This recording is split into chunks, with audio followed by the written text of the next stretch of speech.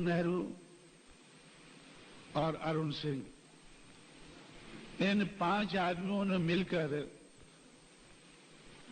बामसेफ को मुझसे छीना। जिस बामसेफ को 1964-65 के बाद सोच सोच के दिमाग खोखला करके मैंने बनाया, 20 साल में उसको इस लायक बनाया कि अब मैं इसको इस्तेमाल करके अपने समाज को अपने पैरों पर खड़ा कर पाऊंगा। तो उन्होंने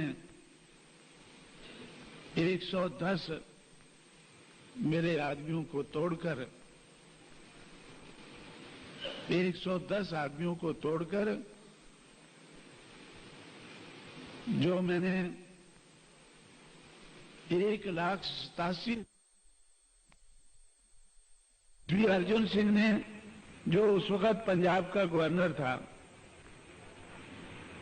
पंजाब के कुछ लोगों को तोड़ना शुरू किया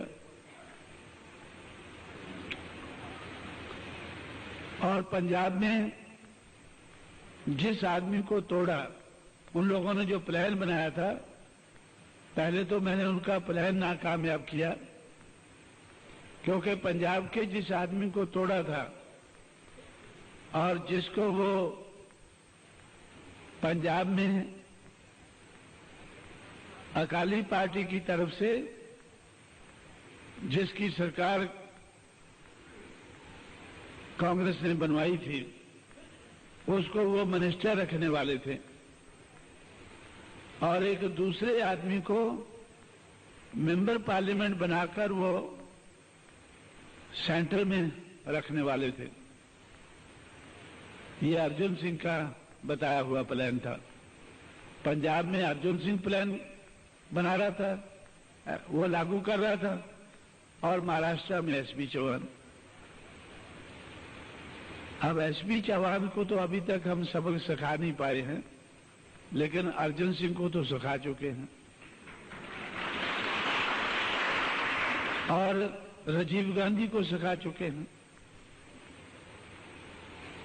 जो ये 5 मेंबरी कमेटी का जो हेड था राजीव गांधी, उसको हमने सबक सिखाया।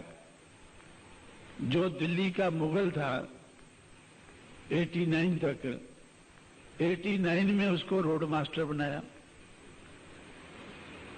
जब राजीव गांधी रोड मास्टर बना तो तब वो सड़क पर चलते फिरते मुझसे मिला करता था, तब वो अपना दुख रोता था। वो मुझसे कहता था कि कांशीराम, आपको क्या मिला? आपके सिर्फ 3 मेंबर पार्लियामेंट जीते हैं 89 में, और आपके कारण कांग्रेस के 74 हार गए हैं। आपके कांग्रेस के 74 हार गए हैं, आपके सिर्फ 3 जीते हैं। अगर आप मेरे साथ समझौता करके चुनाव लड़ते तो आपके 30 जीत जाते और मेरी सरकार बनी रहती। मैंने उनसे कहा कि 89 के लिए इतना ही काफी है, 89 के लिए इतना ही काफी है, बाकी आके देखेंगे क्या करना। दिल्ली के मुगल को अगर हमने रोड मास्टर बना दिया है, कांशीराम तो पैदाइशी रोड मास्टर है, तो कांशीराम को तो कोई फर्क नहीं पड़ता है, लेकिन जब दिल्ली का मुगल रोड मास्टर बनता है तो वो जरूर सोचता है कि मैं रोड मास्टर क्यों बनाऊं भाई। वो जरूर सोचेगा और कभी कभी मेरे से बातें करेगा रोड मास्टर की हैसियत से, दिल्ली के मुगल की हैसियत से नहीं। जब वो बातें करेगा तो वो मेरे दुख दर्द को समझेगा और मैं भी उसको समझा पाऊंगा।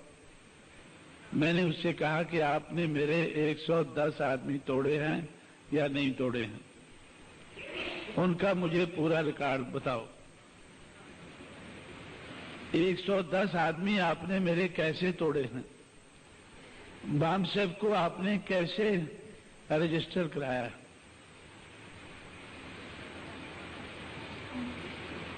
तो अब उसको बताना पड़ा सारी चीज।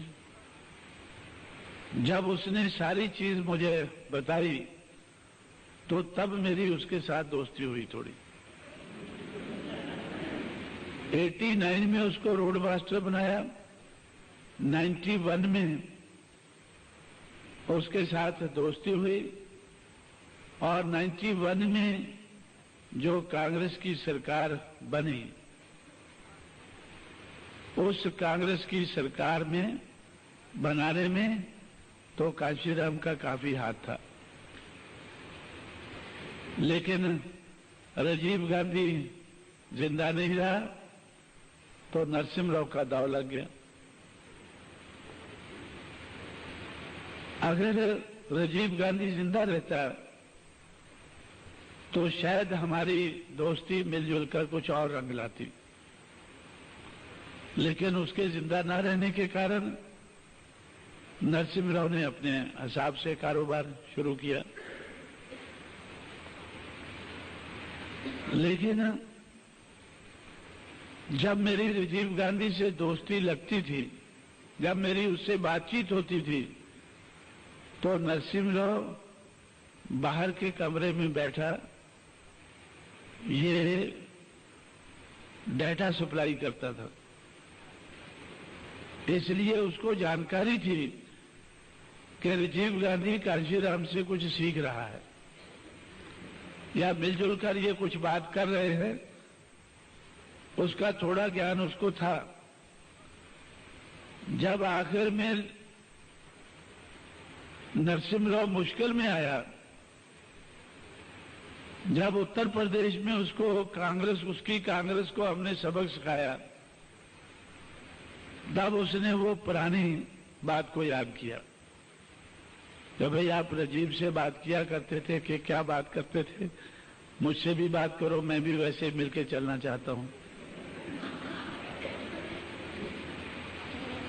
तो तब नरसिम्हा राव से मेरी बातचीत हुई और ये तय हुआ कि ठीक है, हम उत्तर प्रदेश से शुरू करेंगे।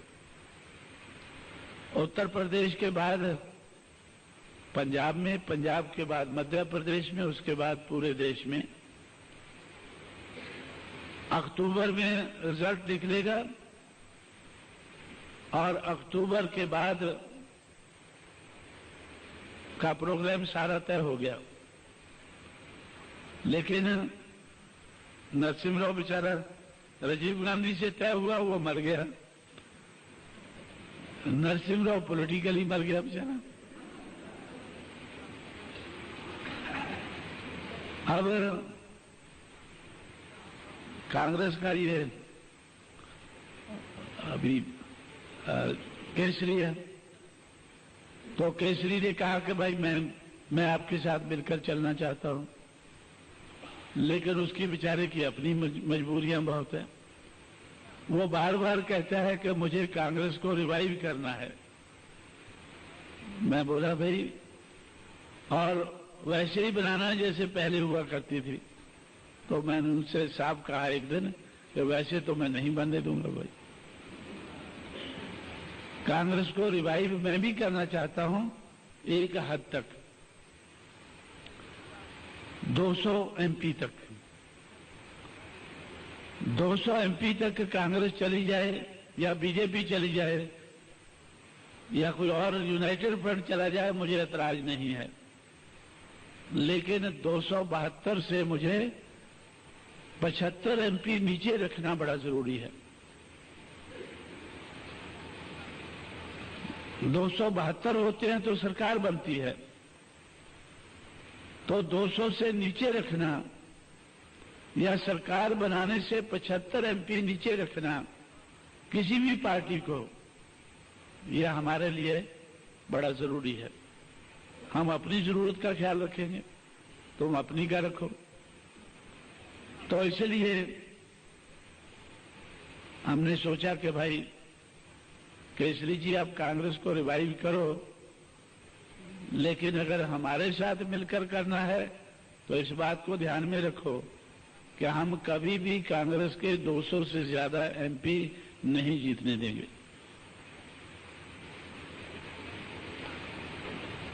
अगर आप लोग रिवाइव भी होते हैं, अगर कभी आपकी सरकार बनती भी है तो हमारी मदद से बननी चाहिए, हमारी मर्जी से बननी चाहिए।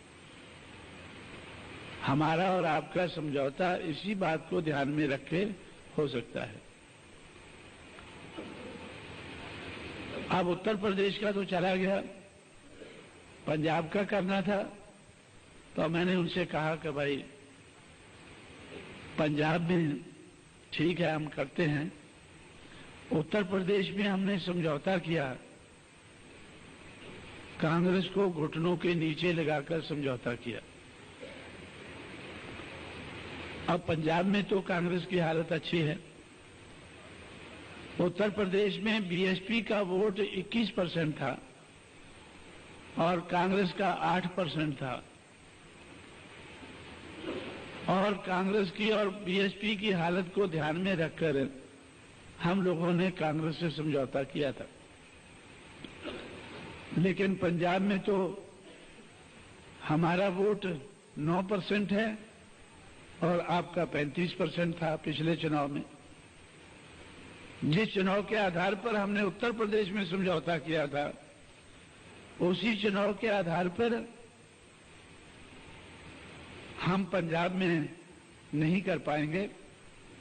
फिर भी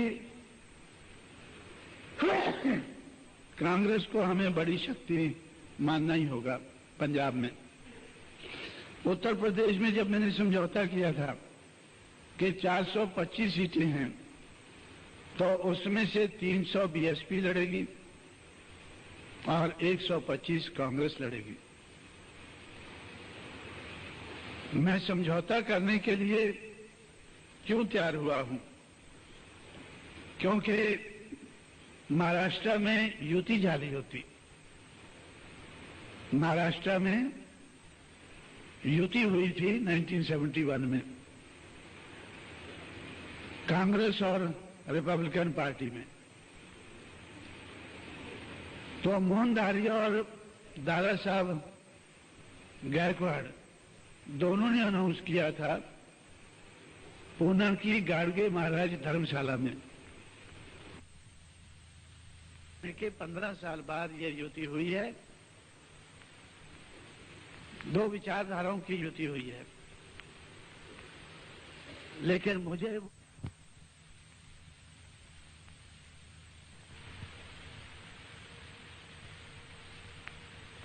आज 1971 में उनके चले जाने के 15 साल बाद ये युति हुई है। दो विचारधाराओं की युति हुई है, लेकिन मुझे वो युति अच्छी नहीं लगी। मैं उस वक्त गाड़गे महाराज धर्मशाला के बाहर खड़ा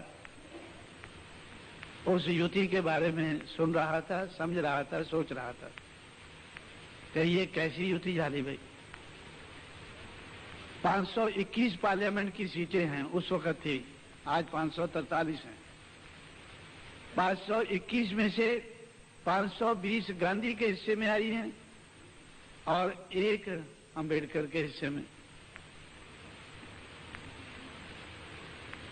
गांधी के हिस्से में 520 और अंबेडकर के हिस्से में एक।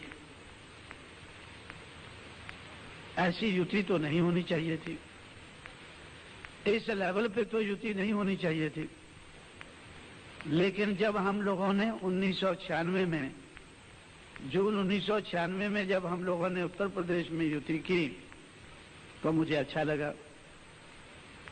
300 अंबेडकर के हिस्से में आई और 125 गांधी के हिस्से में आई। इस लेवल पर तो नहीं की जिस तरह से उन्होंने अंबेडकर को एक ही सीट दी थी। हम गांधी को एक तो नहीं दे पाए, लेकिन 125 पर ले आए। 425 में से 125 उनको पर ले आए। तो कांग्रेस के लोगों को बहुत बुरा लगा, खासकर शरद पवार को बहुत बुरा लगा। शरद पवार ने राव के सामने मुझसे पूछा, क्या हमारी युति हो रही है? कांग्रेस वाले आपसे युति करना चाहते हैं, बीएसपी कितनी सीटें लड़ना चाहेगी? मैंने उनसे कहा यह युति महाराष्ट्र में नहीं हो रही है, यूपी में हो रही है। ये मत पूछो जैसे महाराष्ट्र में पूछते हैं रिपब्लिकन पार्टी कितना लड़ना चाहेगी, ये पूछो कि कांग्रेस कितना लड़ना चाहेगी। सवाल इधर यह है कि कांग्रेस कितना लड़ना चाहेगी। जब मैंने उसको ऐसा कहा तो वो राव की तरफ देखने लगा। राव ने कहा कि हाँ भाई ठीक है, बताओ कांग्रेस को कितनी लड़नी चाहिए, क्या आधार बनाना चाहिए।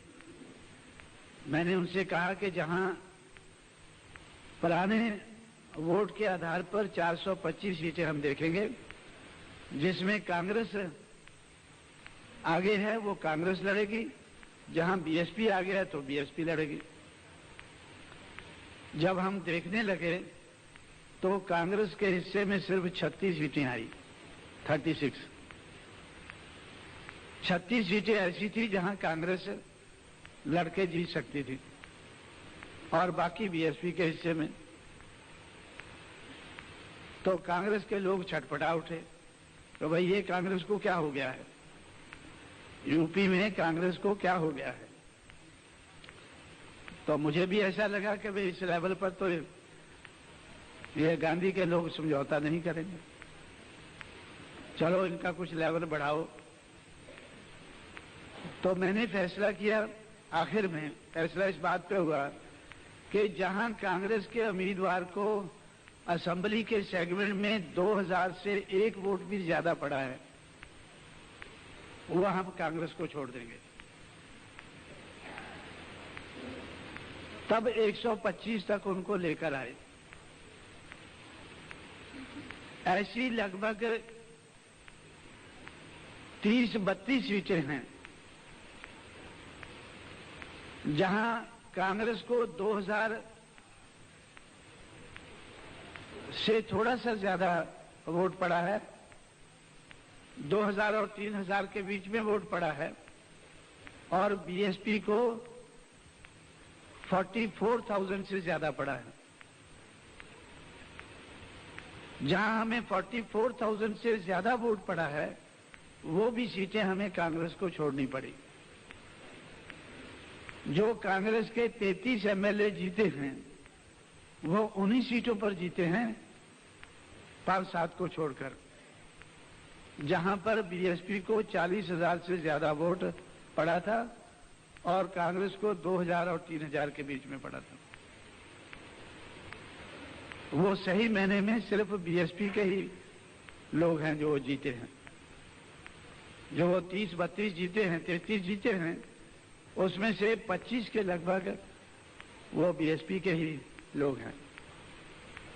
तो इस तरह से साथियों, मैंने तो उनके ऊपर उपकार किया, लेकिन जब पंजाब में हम समझौता करने लगे तो शरद पवार ने कहा, और शरद पवार का आगे चमचा जो है गुलाम नबी आजाद, उसको आगे रख के उसने कहा कि भाई पंजाब में ऐसा समझौता नहीं होना चाहिए। मुझे मालूम था कि पंजाब में कांग्रेस मजबूत है और कांग्रेस को 35% वोट पड़ा है, बीएसपी को 9% पड़ा है, तो इसलिए तो उसके आधार पर ही समझौता होना चाहिए। लेकिन फिर भी शरद पवार ने महाराष्ट्र वाली जिद को नहीं छोड़ा। जो महाराष्ट्र में वो अंबेडकर की दुर्गति कर रहे हैं, वही दुर्गति उन्होंने सोचा कि हमें पंजाब में भी करनी चाहिए। तो हमारा समझौता नहीं हुआ, लेकिन हमने फैसला किया कि अंबेडकर की दुर्गति होती है तो ठीक है, लेकिन हम गांधी को भी कभी उठने नहीं देंगे इधर। हम पंजाब में अकालियों को बाद में निपटेंगे, पहले कांग्रेस को निपटेंगे। हमने अपना रवैया बदला कि अकालियों को तो बाद में देख लेंगे, क्योंकि अकालियों की कभी भी सरकार बनती है तो आज तक वो 2 साल से ज्यादा नहीं चली है। उनकी पंजाब में 3-4 बार सरकार बनी है, कभी 2 साल से ज्यादा नहीं चली है। तो हमें ऐसा लगा कि वो तो अपने आप ही निपट लेंगे अपने आप। अकाली तो हमें 2 साल के अंदर अंदर फिर मौका दे देंगे, लेकिन पहले कांग्रेस को हमें निपटना चाहिए। पहले हमें कांग्रेस को देखना चाहिए, निपटना चाहिए।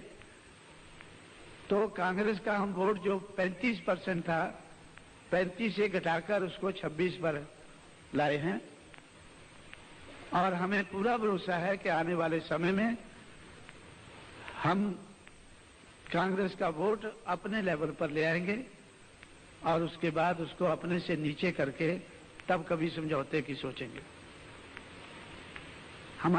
मैंने फैसला किया है कि हमारा किसी से समझौता होता है तो नीचे के लेवल पर ही होना चाहिए, ऊपर के लेवल पर नहीं। तो इस तरह से साथियों, हम लोग मूवमेंट को हमने काफी आगे बढ़ाया है, और जब मूवमेंट को आगे बढ़ाया है तो वो समाज की गैर राजनीतिक जड़ों को मजबूत करके ही आगे बढ़ाया है। समाज की गैर राजनीतिक जड़ों को लगाकर मजबूत करके तब हमने उसको आगे बढ़ाया है।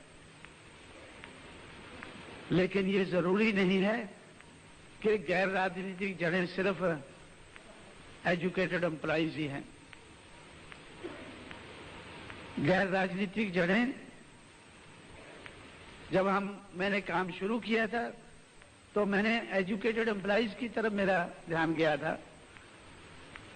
जब मैंने ये 1971 में सोचा था इसके बारे में, तो उस वक्त मेरा ध्यान में था कि आज शेड्यूल कास्ट, शेड्यूल ट्राइब के 15 लाख के लगभग एजुकेटेड एम्प्लॉइज हैं, और जब 78 तक हम इसको बना पाएंगे, इनके संगठन को बना पाएंगे, तब तक ये 26 लाख हो जाएंगे।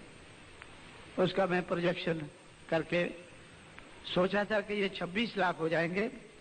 ये 26 लाख जो एजुकेटेड एम्प्लॉइज है, तो उनकी कितनी इनकम होगी उस वक्त, उसके आधार पर मैंने ये सारे का सारा बहुत ज्यादा प्लान बनाया था।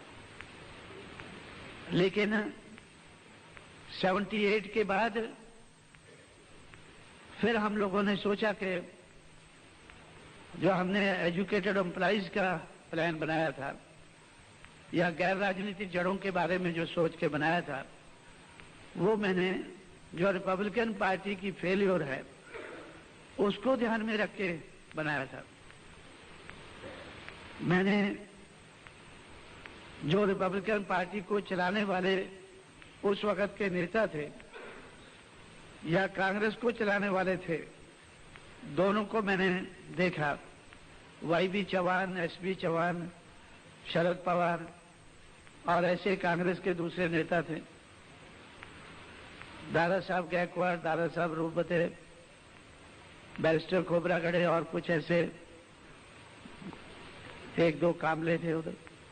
एक तो बापू साहब कामले थे, एक और कामले थे जो बाद में कांग्रेस के बम्बे के अध्यक्ष बने, उनका एन.एम. कामले, शायद एक एन.एम. कामले, एक बापू साहब कामले, एक गायकवाड़, दादा साहब गायकवाड़, दादा साहब रूपवते, और ये जो और कुछ लोग थे।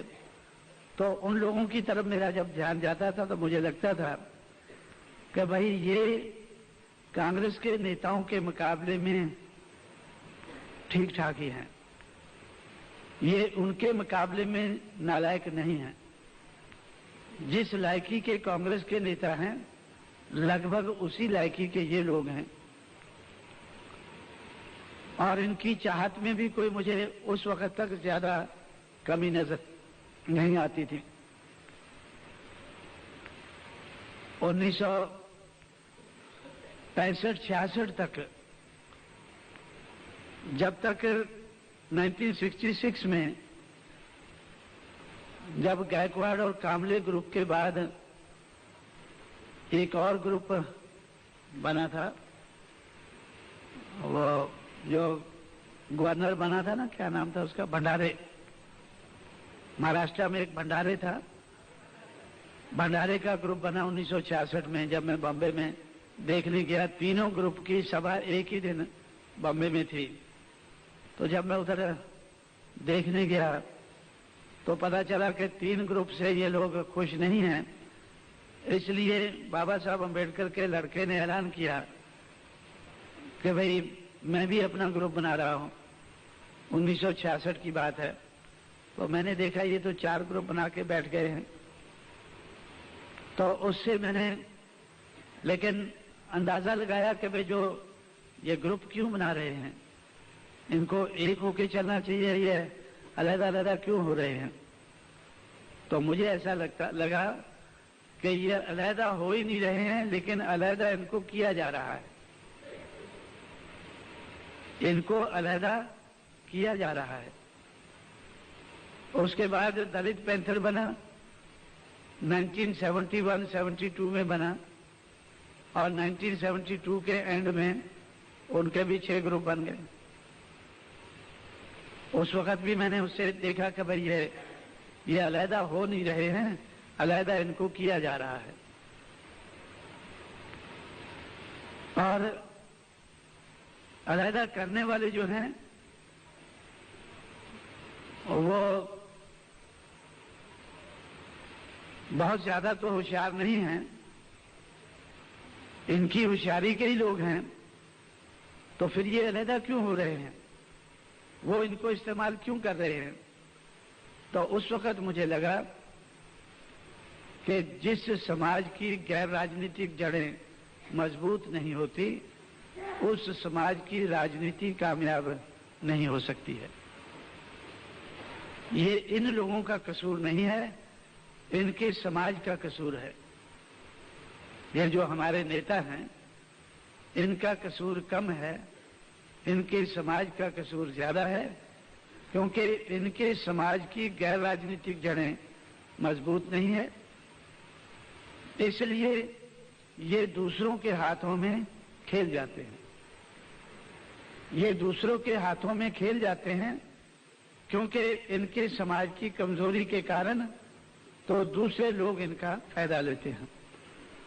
तो उस वक्त मैंने ये कॉन्सेप्ट बनाया, ये सोच बनाई कि जिस समाज की गैर राजनीतिक जड़ें मजबूत नहीं होती हैं, उस समाज की राजनीति कामयाब नहीं हो सकती है।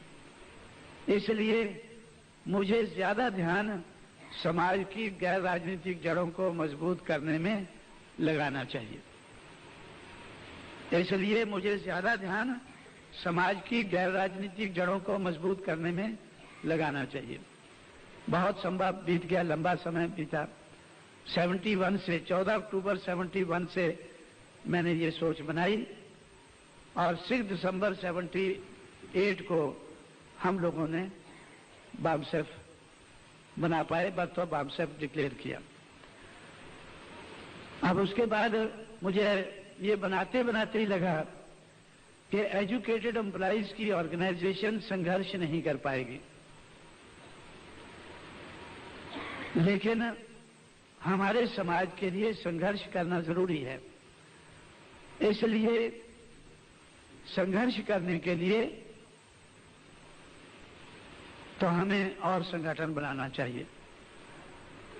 Power will be product of struggles. अगर हमें पावरफुल बनना है इस देश में तो हमें संघर्ष करना होगा, स्ट्रगल करना होगा। तो संघर्ष करने के लिए हम लोगों ने DS4 बनाया, आप लोग अच्छी तरह से जानते हैं। और DS4 के माध्यम से कुछ हम लोगों ने संघर्ष करने के तौर तरीके अपनाए, लेकिन इन तौर तरीकों को हमने DS4 के माध्यम से इस्तेमाल नहीं किया। उसको हमने BSP बनाकर तब इस्तेमाल किया। तो 14 अप्रैल 1984 को हम लोगों ने BSP बनाकर उन तौर तरीकों को BSP के माध्यम से हम लोगों ने इस्तेमाल किया ताकि BSP को इसका लाभ मिल सके। मेरा ऐसा ख्याल था। तीसरा कॉन्सेप्ट मैंने बनाया था, पहला ये था कि power, the people whose non political roots are not strong can not succeed politically. दूसरा ये था कि power will be product of struggles. और तीसरा कॉन्सेप्ट था कि दोज हु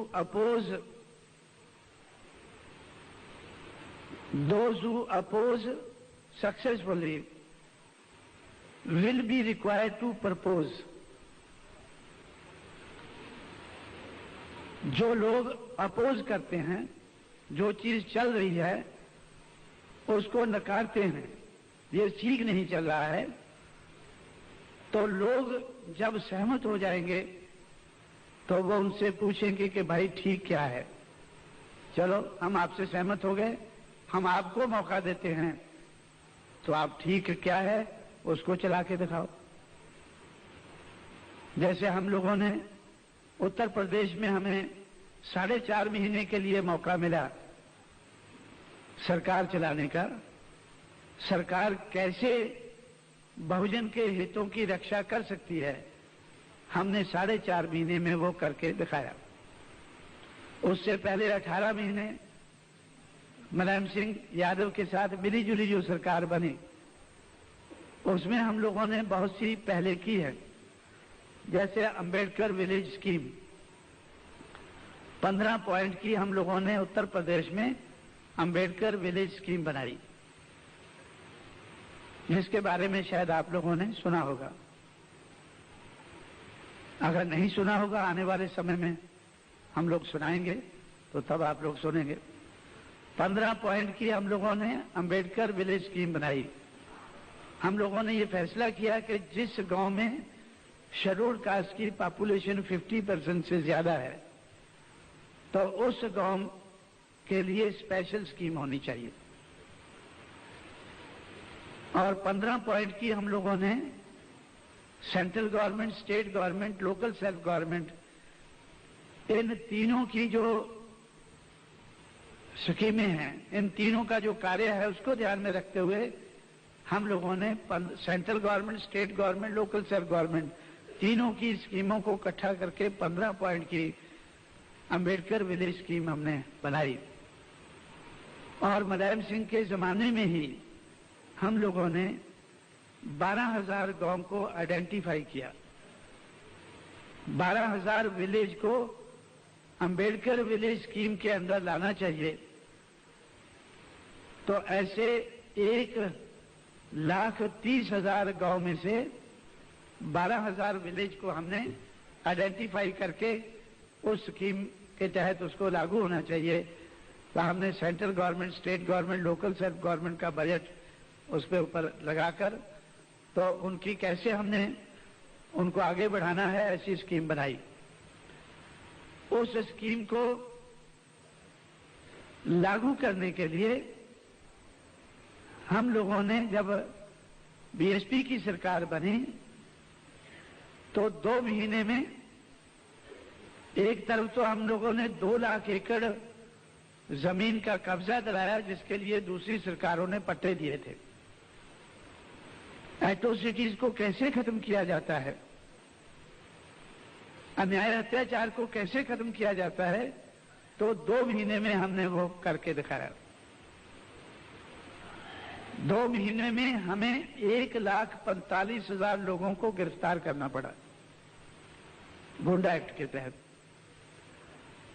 उसके बाद कर्मचारियों को या हाई ऑफिशियल्स को अपॉइंटमेंट करके, सही ढंग के अपॉइंटमेंट करके, जो 1972 से लेकर 1995 तक पट्टे दिए गए थे जमीन के, तो उनके जमीन को कब्जा दिलाना पड़ा। 2 महीने में हमने वो अभियान शुरू किया। और आखिरी महीने में हम लोगों ने अंबेडकर विलेज स्कीम को की तरफ ध्यान दिया और हम लोगों ने आइडेंटिफाई किया कि वो स्कीम कागज के ऊपर रह गई है और जो उसका पैसा है वो अधिकारी खा गए हैं। तो हम लोगों ने 2 आईएएस ऑफिसर, 1 आईपीएस ऑफिसर और 7 चीफ इंजीनियर को हमें सस्पेंड करना पड़ा। तो उत्तर प्रदेश में टेरर फैल गया था और सारे देश में उसकी बड़ी चर्चा हो रही थी कि ये बीएसपी वाले क्या कर रहे हैं। लेकिन उसके बाद और हम लोगों ने ये ऐलान किया कि हर जिला का अधिकारी, चाहे वो कलेक्टर है या एसएसपी है, वो लोगों की समस्याओं का समाधान जिले में ही करेगा। जो जिले में हो सकता है उनको लखनऊ नहीं पहुंचना चाहिए। और आइडेंटिफाई करके उनको बताया कि इन समस्याओं का समाधान जिले में ही हो जाना चाहिए।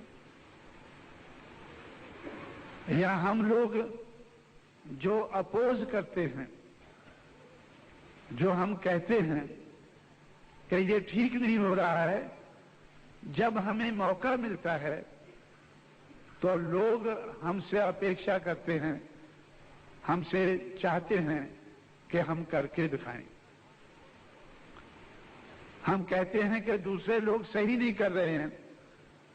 एक समय आ जाता है कि जब लोग हमें मौका देंगे कि भाई ठीक है, हम आपको मौका देते हैं, आप करके दिखाएं।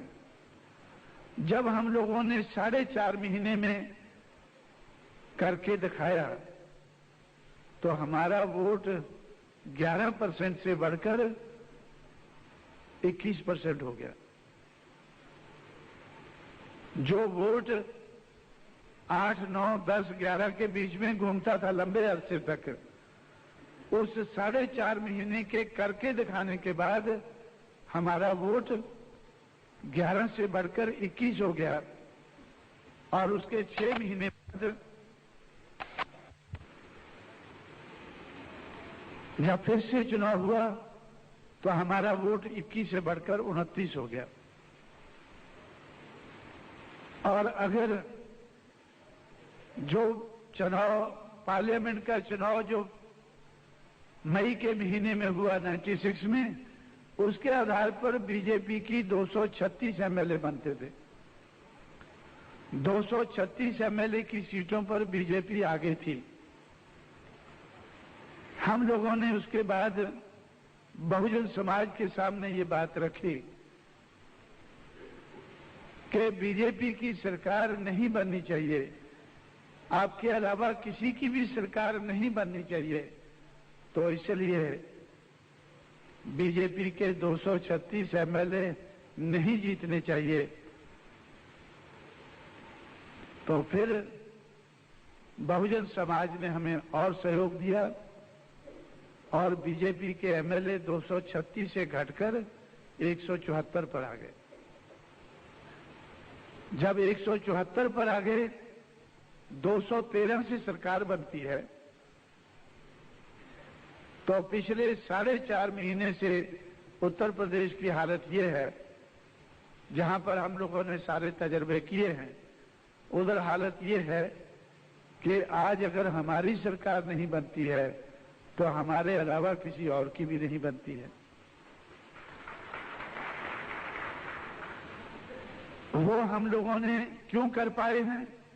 क्योंकि जो हम प्रपोज करते थे, जो हम अपोज करते थे, वो हम अपोज करने के साथ साथ हम प्रपोज भी करते थे। जो हम अपोज करते थे कि ये ठीक नहीं है, तो ठीक क्या है वो भी हम प्रपोज करते थे, सामने हम बताते थे। तो लोगों ने सोचा कि बात तो ये ठीक कर रहे हैं। जैसे हमने नारा लगाया था कि जो जमीन सरकारी है वो जमीन हमारी है। आप लोगों ने इधर भी सुना होगा इस नारे के बारे में, शायद लगाया भी होगा लोगों ने इधर। लेकिन उत्तर प्रदेश में हम ये नारा बहुत जोर से लगाते थे कि जो जमीन सरकारी है वो जमीन हमारी है। इस नारे को सुनकर, देखकर, इससे डर के हर सरकार हमारे लोगों को पट्टे देने लग गई जमीन के। हमारे लोगों को जमीन के पट्टे इस डर के कारण देने लगी कि भाई दे दो इनको पट्टे, दे दो, जमीन तो नहीं देंगे। जमीन देने की बजाय इनको पट्टे दे दो तो लोग सोचेंगे कि भाई अब जब कांग्रेस वाले दे रहे हैं जनता पार्टी वाले दे रहे हैं, जनता दल वाले दे रहे हैं, बीजेपी वाले दे रहे हैं, तो बीएसपी को क्यों लाना है? बीएसपी को लाने की क्या जरूरत है? इन्हीं से काम चल जाएगा। लेकिन वो पट्टे देते गए, जमीन नहीं दी, पोजेशन नहीं दिया। लेकिन जब हमारी सरकार आई, हमने एक पट्टा नहीं दिया। हमने स्ट्रिक्ट इंस्ट्रक्शन दिए कि जब तक पुराने पट्टे खत्म नहीं होते तो तब तक हमारी सरकार कोई पट्टा नहीं देगी।